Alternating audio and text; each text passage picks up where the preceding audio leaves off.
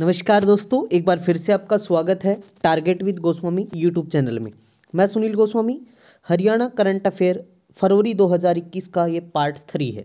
इससे पहले आपने कंप्लीट जनवरी के 6 लेक्चर नहीं देखे हैं और फरवरी के 2 लेक्चर हो चुके हैं कंप्लीट, वो नहीं देखे हैं तो आप डिस्क्रिप्शन में लिंक दे दिया जाएगा, वो ज़रूर देखें। सबसे पहले इन सभी की पीडीएफ के लिए आप टेलीग्राम चैनल से जुड़ सकते हैं और जनवरी की मैगजीन है वो आप प्ले लिस्ट जो है डिस्क्रिप्शन से डाउनलोड कर सकते हैं। तो चलिए सर शुरुआत करते हैं पार्ट 3 फरवरी 2021 का। उससे पहले एक क्वेश्चन पूछ रहा हूँ आपसे, जिसका जवाब आपको कमेंट बॉक्स में देना है और वीडियो के अंत में मैं इसका आंसर बताऊँगा आपको। हाल ही में हरियाणा को आम बजट में रेलवे के लिए कितने करोड़ रुपए का तोहफा दिया गया है? 5690 करोड़, 8780, 7302 या फिर 2000 करोड़? कितने रुपए की राशि दी गई? कमेंट सेक्शन में बताना है, वीडियो के अंत में इसका आंसर बताऊंगा। चलिए शुरू करते हैं।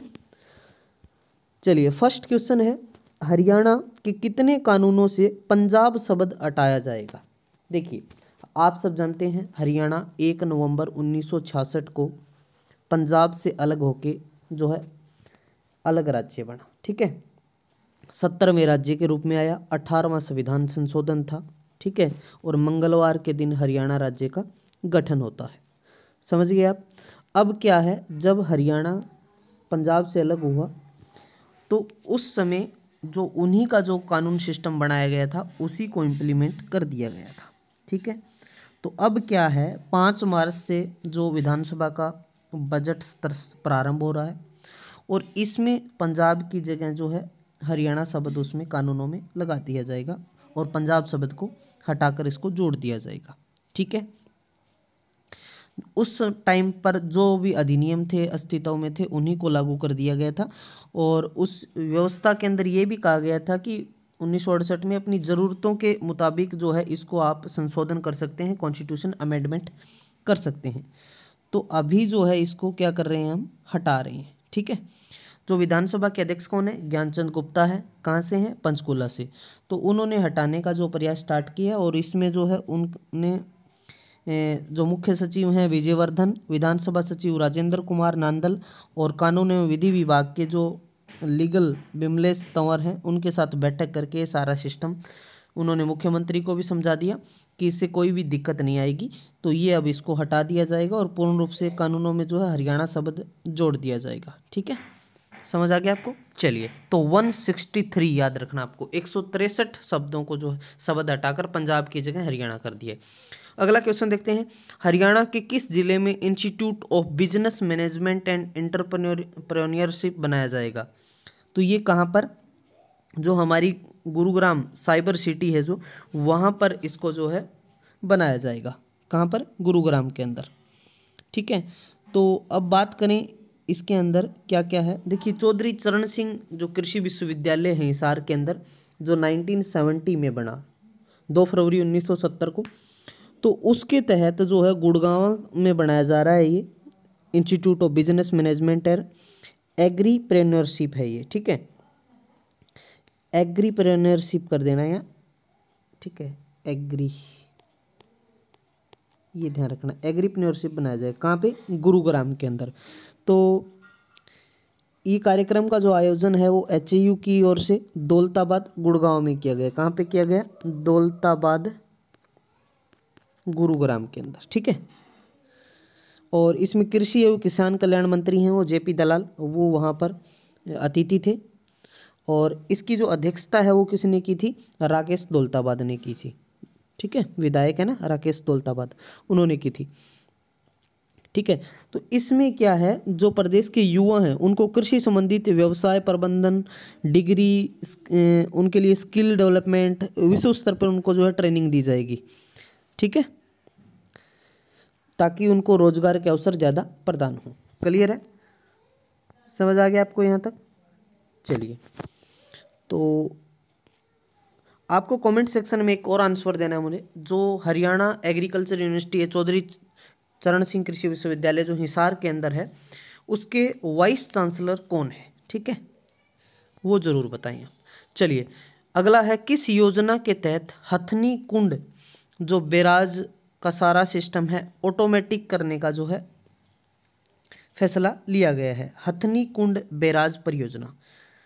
हथनी कुंड बैराज परियोजना आप सब जानते हैं कि ये परियोजना कहाँ पर है। हथनी कुंड बैराज परियोजना सबसे पहले आपसे मैं यही पूछूं तो यमुनानगर बताएंगे आप। यमुनानगर कब बना था? 1 नवंबर को बना था, 1 नवंबर 1989 को। लगभग 1768 वर्ग किलोमीटर एरिया में ये फैला हुआ है। आप देख पा रहे हैं फोटो के अंदर। तो ये जो है यहाँ पर हथनी कुंड बैराज परियोजना यमुनानगर, यमुना नदी प्रवेश करती है यमुनानगर के ताजेवाड़ा से। हथनी कुंड आपने पहले ही सुना है। तो स्काडा जो यहाँ पर इस परियोजना के तहत है, सारा सिस्टम स्काडा के तहत है, यहाँ ऑटोमेटिक सिस्टम हो जाएगा। तो इस पे बात करते हैं हम। इसमें क्या है, 31 मार्च 2021 तक ये पूरी तरीके से यहाँ पर ऑटोमेटिक सिस्टम लागू हो जाएगा। ठीक है। और ये जो स्काडा स्कीम है इसके तहत 3.30 करोड़ रुपए, ठीक है, यहाँ पर खर्च किए जाएंगे। और इस योजना के तहत हथनी कुंड बैराज पर सॉफ्टवेयर के माध्यम से जो पल पल पानी का स्तर जांचा जाएगा कि कितना उच्च स्तर है, हाई लेवल जा रहा, पानी ज़्यादा है, कम है, ये सारी बातें। और जब भी उसमें पानी का जो सिस्टम है ज़्यादा होगा, स्तर बढ़ेगा, कम होगा, तो जो प्रशासनिक अधिकारी है उनको मैसेज जाएगा उनके मोबाइल पे। और इसके साथ ही बैराज के सभी 32 गेटों पर सीसीटीवी कैमरे और सेंसर लगाए जाएंगे। और कंट्रोल रूम में बैठकर गेट खुलने और बंद होने की पूरी प्रक्रिया भी देखी जा सकती है। ठीक है। तो ये सिस्टम यहाँ पर लगाया गया है। और बैराज का जो हम बात करें, जो अपस्ट्रीम में आसन बैराज पर यह प्रक्रिया चल रही है। और डाउनस्ट्रीम में दिल्ली के ओखला बांध सुना होगा ना, दिल्ली के जो यमुना नदी के ऊपर ओखला बांध, ये स्कीम वहाँ भी लागू की जा चुकी है। तो इसमें क्या है, सॉफ्टवेयर अपडेट के साथ साथ करने के बाद पानी का स्तर बढ़ने के साथ साथ गेट अपने आप क्या हो जाएंगे, ओपन हो जाएंगे, ऐसा सिस्टम है। तो जब भी ज़्यादा बारिश होती है, पानी का स्तर बढ़ता है, तो वो सारी सिस्टम इसके अकॉर्डिंग हो जाएंगे, ऑटोमेटिक सिस्टम हो जाएगा, गेट खुल जाएंगे, उतना ही पानी सप्लाई होगा जितना उसमें जाना चाहिए। ठीक है। चलिए आगे बढ़ते हैं। अगला, हाल ही में हरियाणा के किस जिले में स्वामी दयानंद महोत्सव मनाया गया? तो स्वामी दयानंद महोत्सव है जो, ये कहाँ पर मनाया गया? ये जो है पानीपत के अंदर स्वामी दयानंद महोत्सव कहाँ मनाया गया? पानीपत के एक स्कूल में। ठीक है। आर्य वरिष्ठ माध्यमिक विद्यालय है, वहाँ पर इसका महोत्सव मनाया गया था। और वहाँ के जो अध्यक्ष था उसने प्रिंसिपल जो जयगोपाल आर्य हैं उन्होंने की थी। ठीक है। तो आर्य समाज की स्थापना की, इनका जन्म है 12 फरवरी 1824 को, 30 अक्टूबर 1883 को इनकी मृत्यु होती है। एक महाराजा जोधपुर के एक रसोइया थे, उन्होंने उनको दूध में जो है जहर दे दिया था, जगन्नाथ नाम था उनका। और 59 वर्ष की लगभग आयु में इनकी जो है मृत्यु हो गई थी। ठीक है। चलिए आगे बढ़ते हैं। हाल ही में सीएम मनोहर लाल ने किस क्षेत्र में 1000 बेड का हॉस्पिटल एवं महिला पुलिस थाना खोलने की घोषणा की है? तो ये की गई है मानेसर। देखिए मानेसर काफ़ी चर्चा में रहता है, आप सब जानते हैं। मानेसर पहले तो मैं बात करूं, इसको पुलिस जिला बनाया गया था। हरियाणा में 2 पुलिस जिले हैं, एक सबसे पहले हांसी को बनाया गया था और उसके बाद किसको बनाया गया था? मानेसर को बनाया गया था। आप सब जानते हैं इस बात को। और उसके बाद क्या है, हमारे कितने जो हैं, मैं बात करूं जो नगर निगम है, नगर निगम कितने हैं? तो आप बताओगे जी 10 हैं। लेकिन मानेसर को क्या है, नगर निगम बनाने की घोषणा भी कर दी गई, इसको नगर निगम भी बनाया जाएगा। ठीक है, समझ आ गया। तो अब यहाँ पर क्या है, 100 बेड का जो है यहाँ पर हॉस्पिटल, ठीक है, वो भी, और महिला पुलिस थाना खोलने की भी घोषणा कर दी है। तो इसलिए यहाँ से बहुत सारे इंपॉर्टेंट क्वेश्चन बनेंगे, तो इसको आप बिल्कुल स्किप ना करें, बिल्कुल अच्छे से इसको देखें। ठीक है। चलिए आगे बढ़ते हैं नेक्स्ट क्वेश्चन की तरफ हम। हाल ही में हरियाणा के किस जिले में रेंज स्तरीय साइबर अपराध थाना बनाया गया है? देखिए आजकल साइबर क्राइम बहुत ज़्यादा, आप सब जानते हैं। साइबर क्राइम मतलब किसी को गलत आप व्हाट्सअप, यूट्यूब, इंस्टाग्राम, इन चीज़ों पे गलत कोई भी चीज़ें सेंड करना, तो वो साइबर क्राइम के अंतर्गत आता है। साइबर सिटी आप सब जानते हैं पहले ही कि कौन सा गुरुग्राम है। ठीक है, साइबर सिटी। और साइबर पुलिस थाने भी खोले जा रहे हैं जैसे जैसे ये साइबर क्राइम बढ़ रहा है। ठीक है। तो ये कहाँ पर रेंज स्तरीय थाने की हम बात करें तो ये कहाँ पर, रोहतक के अंदर। कहाँ पे खोला जा रहा है, रोहतक के अंदर। चलिए इससे जुड़ी हुई कुछ और बातें जान लेते हैं। हरियाणा पुलिस जो है रेंज स्तर पर साइबर अपराध थाना कहाँ खोल रही है, रोहतक के अंदर खोल रही है। थाने में रोहतक, सोनीपत, झज्जर, भिवानी, दादरी में होने वाले साइबर अपराध के मामलों की जांच की जाएगी। जो आसपास के जितने भी जिले हैं उनकी जांच होगी। ठीक है। साइबर अपराध थाने में जो साइबर विशेषज्ञ उनको तैनात किया जाएगा और एक पोर्टल बनाया गया है, राष्ट्रीय साइबर अपराध पोर्टल, जिसे जैसे HTTP जो हाइपर टेक्स्ट लिंक लगा के cybercrime.gov.in पर जो है अपराध संबंधी शिकायतें वहाँ पर दर्ज करवाई जा सकती हैं। ठीक है। और पोर्टल साइबर अपराध से संबंधित शिकायतों को 2 भागों में बांटा गया है। पहला महिला और बच्चों से संबंधित है और दूसरा अन्य साइबर अपराध है। ठीक है। तो रोहतक आप सब जानते हैं, रोहतक रोहतासगढ़ नाम जो राजा रोहतास से उनके नाम पे पड़ा। रोहतक और रोहतक कलानौर के रसगुल्ले, वहाँ पर गज्जक रेवड़ी के लिए भी रोहतक जाना जाता है। सोरी मार्केट है एशिया की सबसे बड़ी कपड़ा मार्केट है। चमेली बाज़ार है यहाँ पे। ठीक है। बहुत सारी चीज़ें हैं रोहतक में याद रखने के लिए। चलिए आगे बढ़ते हैं हम। अगला है, हाल ही में साक्षी सेल हरियाणा द्वारा घर से पढ़ाओ अभियान के लिए किसे चैंपियन मेंटर के रूप में चुना गया है। तो ये प्रियंका कहाँ से हैं, झज्जर से हैं। ठीक है। तो इनको चुना गया इसके लिए। आगे बढ़ते हैं। कौन सा राज्य न्यू इंडिया का सबसे व्यस्त ऑटोमोबाइल मैन्युफैक्चरिंग हब है। तो वो है हरियाणा। देख रहे हैं आप, Haryana new India automobile hub accounts for 2/3 and 3rd of the country passenger car production. तो सबसे व्यस्त ऑटोमोबाइल मैन्युफैक्चरिंग हब कौन सा है, हरियाणा है। लगभग 250 जो मतलब ऐसे घर हैं जो हब हैं, उनमें से 50 हरियाणा में ही हैं। आगे बढ़ते हैं। हाल ही में हरियाणा की किस यूनिवर्सिटी ने प्रसिद्ध US engineering and technology BIM firm academy के साथ MOU साइन किया है। तो ये है JC बोस यूनिवर्सिटी। ठीक है। इसने यहाँ पे जो है MOU साइन किए हैं। JC बोस ये 1969 में बनी, 1969 में, और इसके VC हैं दिनेश कुमार। तो इनके साथ भवन निर्माण, सूचना मॉडल, प्रौद्योगिकी, छात्रों का उनको प्रशिक्षण देना, इस सभी चीज़ों के लिए इनके साथ जो है JC बोस यूनिवर्सिटी के साइंस एंड टेक्नोलॉजी यूनिवर्सिटी, इनके साथ MOU। इसका पहले क्या नाम था, JC बोस यूनिवर्सिटी का YMCA, young man Christian association. तो इनके साथ MOU साइन किया गया है। हरियाणा में सेल्फ लर्निंग जो है course aware for digital teaching for TOT मतलब training of trainers in Haryana नामक पायलट परियोजना कब से शुरू हुई है। तो ये 15 फरवरी से। ये परियोजना कब से शुरू हो रही है, 15 फरवरी से। ठीक है।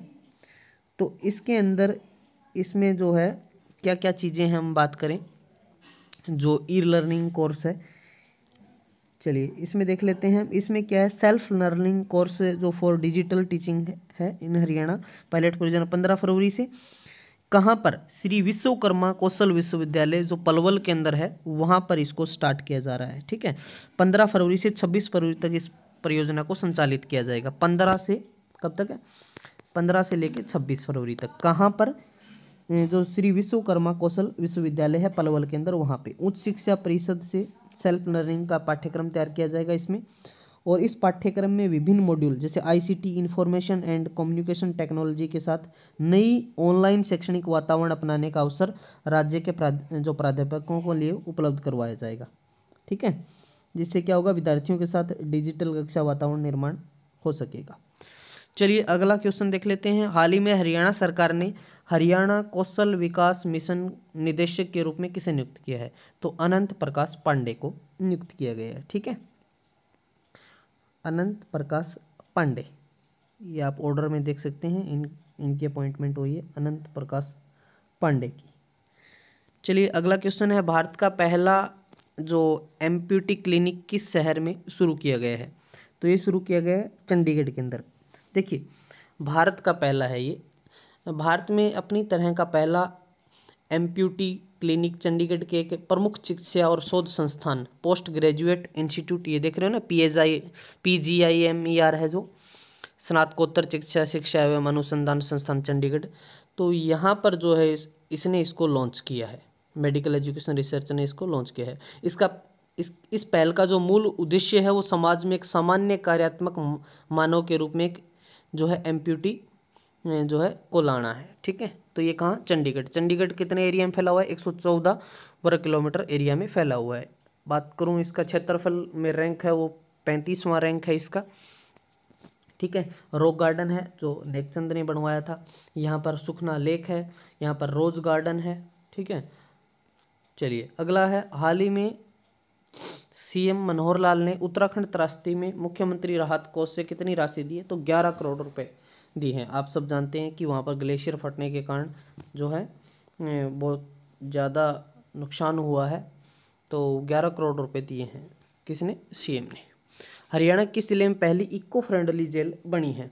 तो ये पानीपत के अंदर लगभग 70 करोड़ रुपए की लागत से जो है इसको इको फ्रेंडली जेल को, यहाँ पर क्या इको फ्रेंडली का मतलब है, यहाँ सोलर एनर्जी से जो है यहाँ बिजली प्रोड्यूस की जाएगी और लगभग 200 जो मेगावाट बिजली है वो यहाँ बनाई जाएगी। ठीक है, कितनी लागत आएगी?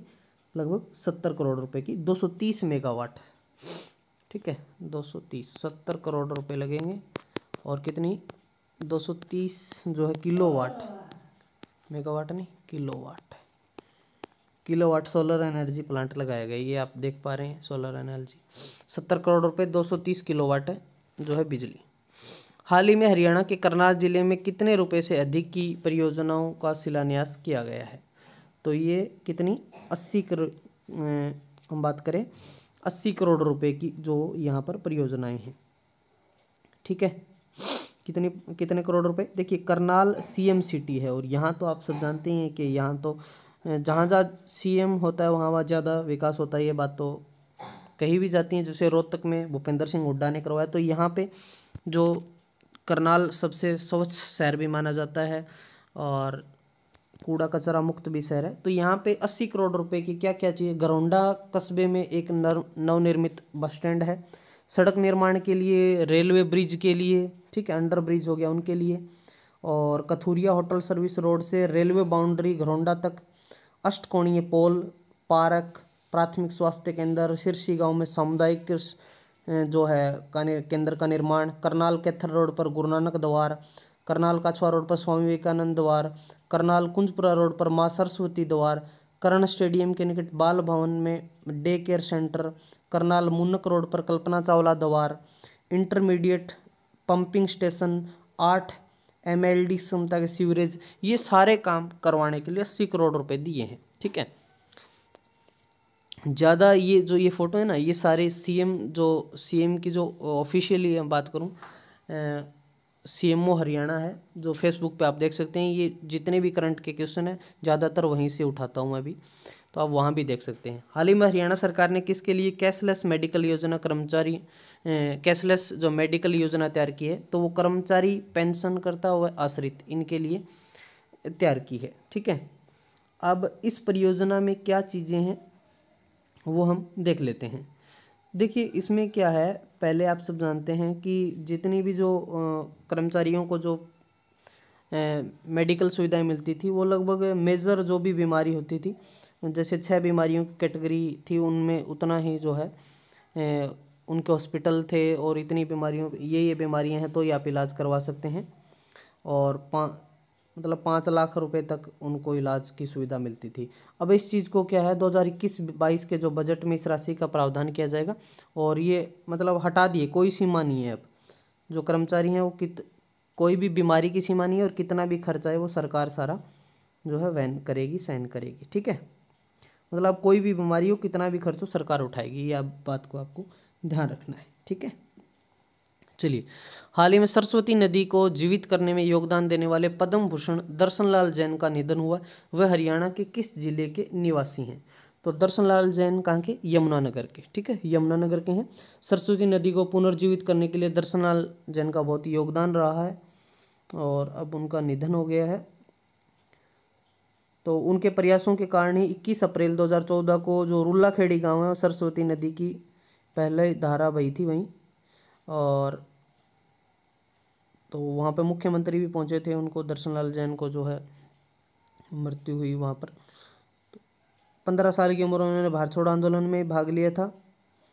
और दर्शनलाल जैन का जो जन्म है 12 दिसंबर 1927 को जगाधरी में एक धार्मिक और एक उद्योगपति जैन परिवार में इनका जन्म हुआ था। ठीक है, तो बहुत सारे कार्य किए इन्होंने। चलिए ठीक है, तो आप कमेंट सेक्शन में मुझे बताएंगे कि जो दर्शन लाल जैन है इनको पद्म भूषण कब दिया गया था। अगला क्वेश्चन है, हरियाणा वाटर रिसोर्सेज अथॉरिटी के चेयरमैन के पद पर किसे नियुक्त किया गया है? तो केसनी आनंद अरोड़ा। केसनी आनंद अरोड़ा हो हरियाणा की पहले क्या थी? मुख्य सचिव थी ना, 33वीं मुख्य सचिव। अब कौन है? विजयवर्धन है। तो अब इसको क्या बना दिया है? ये हरियाणा वाटर रिसोर्सेज अथॉरिटी की चेयरमैन बना दिया। अगला है, प्रधानमंत्री किसान निधि के तहत हरियाणा में अब तक कितनी राशि हस्तांतरित की गई है? तो 2212 करोड़ रुपए। ठीक है, कितने? 18,92,682 किसानों के लिए 2212 करोड़ रुपए से अधिक की राशि ट्रांसफर की गई है। दिल्ली के साथ सराय काले खां स्टेशन से हरियाणा किस जिले तक रैपिड ट्रेन दौड़ाई जाएगी? तो ये करनाल तक। करनाल को हम क्या कहते हैं? धान का कटोरा कहते हैं। और यहाँ तक जो है ये न्यू टेक्नोलॉजी से बसाया गया शहर है और यहाँ तक जो है रैपिड ट्रेन दौड़ाई जाएगी। क्लियर है? तो ये था हमारा पार्ट 3। ऐसे ही 2-3 पार्ट और बनेंगे, इसमें कंप्लीट अपना फरवरी हो जाएगा। तो वीडियो पसंद आए तो लाइक शेयर ज़रूर करें। और फर्स्ट जो क्वेश्चन था वो कमेंट सेक्शन में आप जो है इसका आंसर दें, और राइट आंसर इसका है 7302 करोड़ रुपए। ठीक है, पहले ही आप आंसर दे देना, बाद में चेक कर लेना। ठीक है, चलिए इस वीडियो में इतना ही, मिलते हैं नेक्स्ट वीडियो के साथ। तब तक के लिए धन्यवाद। जय हिंद, जय भारत।